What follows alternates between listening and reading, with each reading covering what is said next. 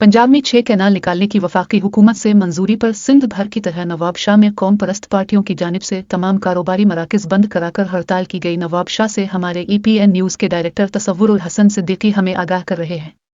जी तसव्वुरुल हसन, क्या तफसीलात हैं आपके पास? जी, हम इस वक्त यहाँ मौजूद है नवाबशाह में। यहाँ पर कल सिंध तरक्की पसंद पार्टी वालों ने हड़ताल की गाल दी थी।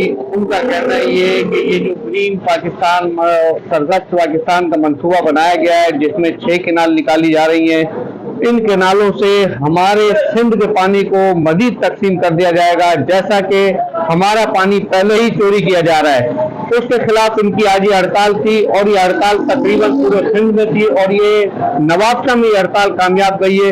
अगर मेरा कैमरामैन दिखा सके तो ये देखें, ये तमाम दुकानें जो है ना, ये मेन हब है, मेन मार्केट है, लियाकत मार्केट, मोनी बाजार, चकरा बाजार, कपड़ा मार्केट, मोबाइल मार्केट, तमाम मार्केटें बिल्कुल शटल और हड़ताल है।